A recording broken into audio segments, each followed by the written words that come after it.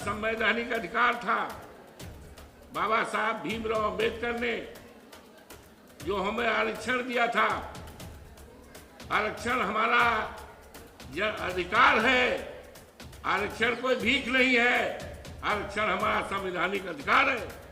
लेकिन अफसोस के साथ कहना पड़ रहा है, बड़ी ही अक्लमंदी के साथ हमारी ये सरकार जो है हमारे आरक्षण को खत्म कर सरकारी संस्थाओं को बेच दे रहे हैं। देश के करोड़ों करोड़ों दलितों को, करोड़ों करोड़ों पिछड़ों को, करोड़ों करोड़ों लोगों को अगर मत का अधिकार किसी ने दिया है तो अधिकार बाबा साहब भीमराव अंबेडकर ने दिया है। उस अधिकार को एक खत्म करना चाहती, इस पर भी नजर रखना है।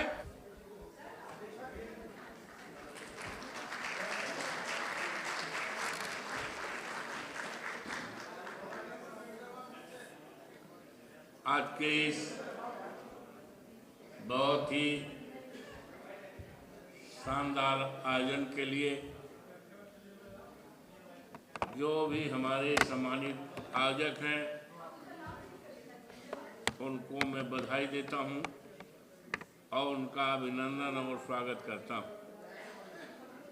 और ये आज इस बहुत ही शानदार बैठक में जो भी हमारे बहनें हैं, जो हमारे विद्वान साथी हैं और पत्रकार भाई हैं, सबका अभिनंदन करता हूं, स्वागत करता हूं। और आज आपने मुझे इस महत्वपूर्ण चर्चा में आमंत्रित करके अपने बीच सम्मानित किया है। मैं आयोजक मंडल को बधाई देता हूं, आभार प्रकट करता हूं। अभी हमारे पहले हमारे साथी और समाजवादी पार्टी के वरिष्ठ नेता माननीय विशंबर निषाद जी जो सांसद रहे हैं, हमेशा संसद में देश के दलितों के बारे में, पिछड़ों के बारे में और वंचितों के बारे में हमेशा आवाज़ उठाते रहे हैं। आज भी संसद की कार्यवाही में इनका बड़ा महत्वपूर्ण योगदान और जो भी चर्चाएं की हैं वो स्वर्णिम अक्षरों से लिखी जाएंगी। अभी हमारे पहले बहन बहुत विस्तार से बात करना चाह रही थी और उन्होंने बात किया है। मैं बहुत थोड़े शब्दों में, क्योंकि एक दूसरी बैठक हमारी है उसमें मुझे जाना है, 2-3 बिंदुओं पर हम आपसे बात करेंगे। एक तो ये कहा गया है जनगणना, और जनगणना के लिए हमारे नेता माननीय अखिलेश जी ने जनगणना की बात उठाई थी और माननीय नेताओं ने उठाई थी। 24 के चुनाव घोषणा पत्र में भी, हमारी घोषणा पत्र में भी था कि हमारी सरकार बनेगी तो हम पूरे देश में जनगणना कराएंगे। और माननीय नेताओं ने भी जनगणना कराने के लिए जोर और दबाव सरकार पे दिया। अंततः सरकार को जनगणना कराने के लिए बाध्य किया गया। आज जनगणना हो रही। जब जनगणना हो रही है तो ऐसे समय में मैं मांग करता हूं कि जो हमारे पिछड़े लोग हैं उनकी अलग से कराई जाए और उनके परिवार में कितने बच्चे हैं पढ़े लिखे हैं, क्योंकि देखा जाता है सरकारी नौकरियों में काफी अच्छा योग्यता रखते हुए भी उनको कह दिया जाता है नॉट फाउंड सुटेबल, ये उपयुक्त नहीं पाए गए। ये सरासर अन्याय है, अत्याचार है।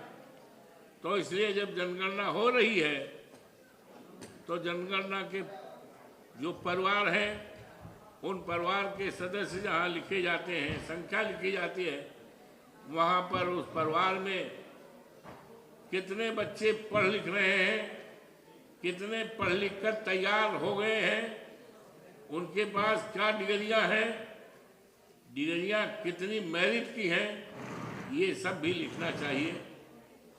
इस पर हमें आपको सतर्क रहना है और सरकार पर जोर और दबाव डालना। दूसरी बात है कि अभी हमारे विद्वान साथी जो बड़ी रुचि रखते हैं, उन्होंने बताया कि न्यायपालिका में पिछड़ी जात के लोगों को, अनुसूचित जात के लोगों को, जनजात के लोगों को उनकी संख्या न के बराबर है, नगण्य है। उसके लिए उन्होंने सुझाव भी दिया। हम आपको विश्वास दिलाते हैं और हमने ऐसे आग्रह भी किया है कि हमें पूरा डिटेल के साथ कि इस देश में कितने विश्वविद्यालय हैं, विश्वविद्यालयों में हमारे असिस्टेंट प्रोफेसर्स की क्या स्थिति है, हमारी कितनी संख्या है, और हमारे देश में कितने उच्च न्यायालय हैं, हाई कोर्ट हैं, उनमें हमारी क्या स्थिति है। इन सारी बातों को विवरण के सहित एक्यूरेट हमने मांगा है और मैं यकीन और विश्वास दिलाता हूँ ये बजट सत्र है, यूँ तो इसे लंबा चलना है, लेकिन सरकार की कुछ कार्यशैली ऐसी है कि सदन ये चलाना नहीं चाहती। आज भी सदन स्थगित कर दिया गया।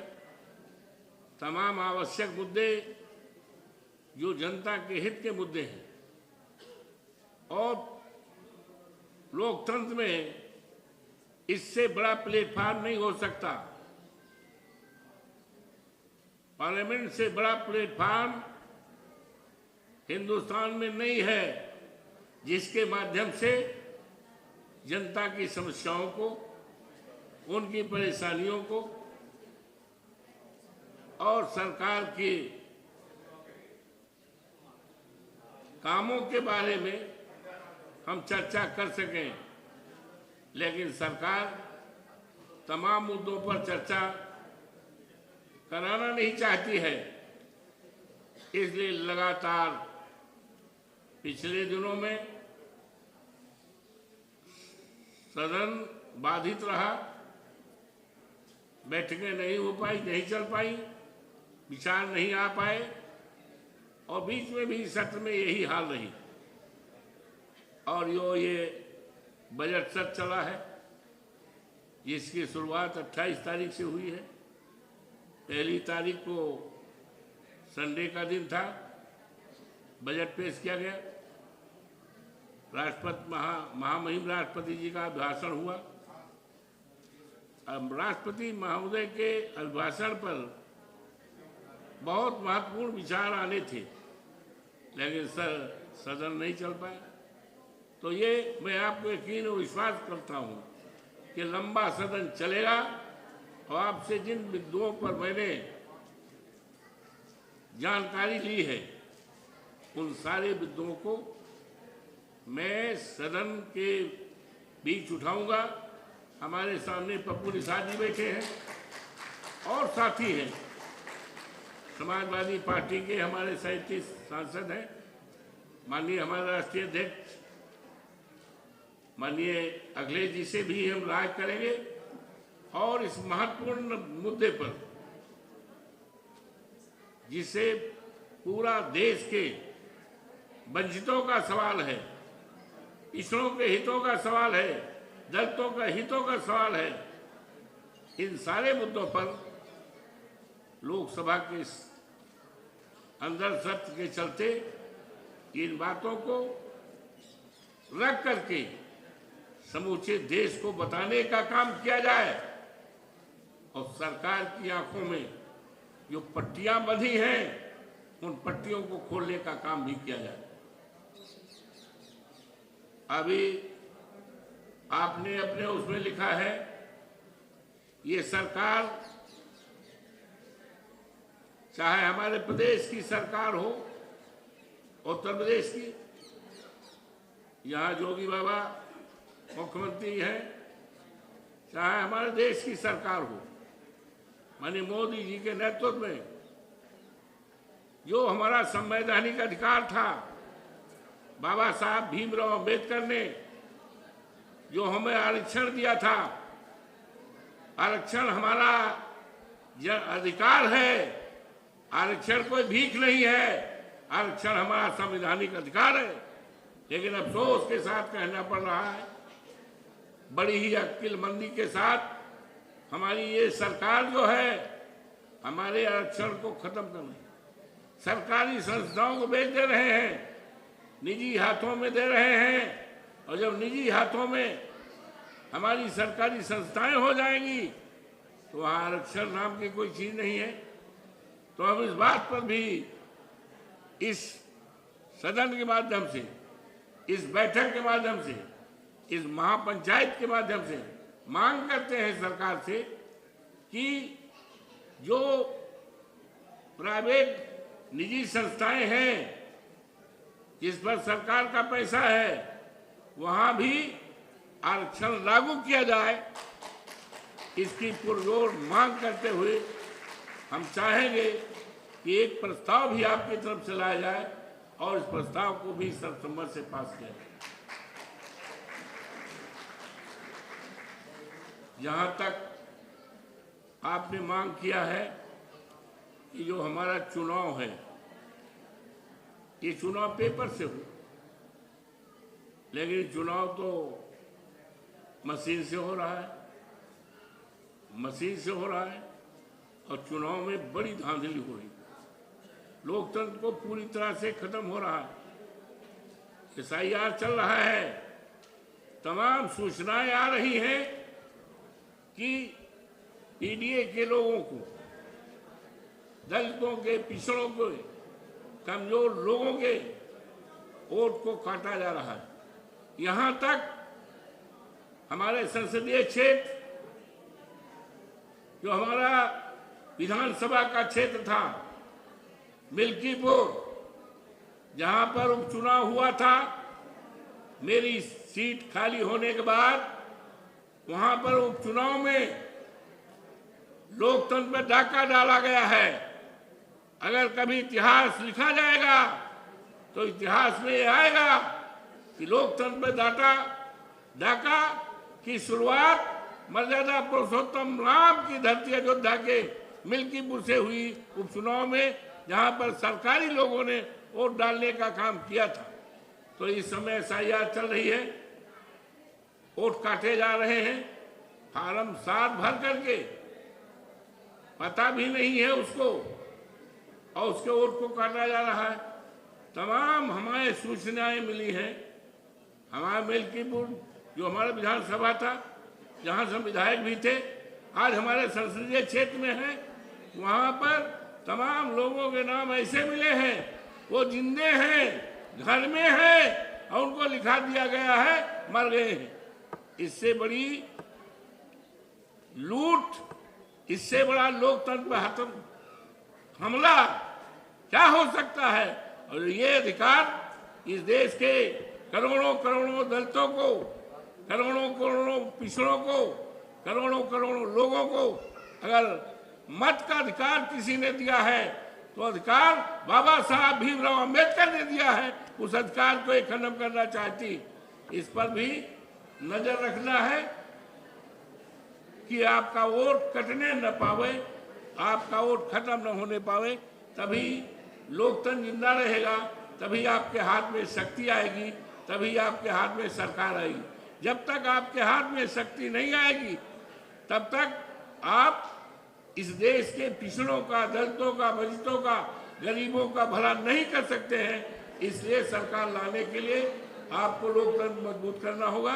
और दूसरी बात यह है, हमें यह भी बनाना होगा कि हमारी तमाम जातियां हैं, पिछड़े में अति पिछड़े लोग भी हैं, उनको जागृत करना होगा।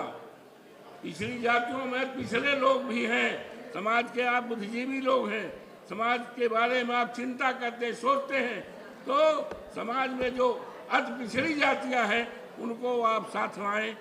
इसी तरह अनुसूचित जाति में भी तमाम जातियां हैं, उन सारी जातियों को एक साथ ला करके, क्योंकि बाबा साहब भीमराव अम्बेडकर ने जो सुविधा दिया है वो सबके लिए है, इसलिए आपको सबको जोड़ करके तभी आप मजबूत कर सकते हैं अपने को, तभी आपकी मांगे मानी जाएगी।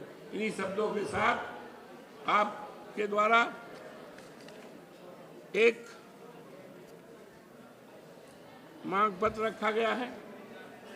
मांग पत्र में जो भी बातें हैं हम उसका समर्थन करते हैं और आपसे चाहते हैं इसको आप अपने पास कराएं। इन्हीं शब्दों के साथ मैं पुनः आए हुए सभी विद्वान साथियों को, सभी बहनों को, सभी बेटियों को और जो बुद्धिजीवी हैं उनको सबको प्रणाम करते हुए उन्हें हार्दिक बधाई देता हूं, अभिनंदन करता हूं, स्वागत करता हूं और आयोजक मंडल को बहुत बहुत आभार प्रकट करते हुए उम्मीद करता हूं कि आपका संघर्ष किसी न किसी दिन रंग लाएगा, परिवर्तन आएगा। बहुत बहुत धन्यवाद।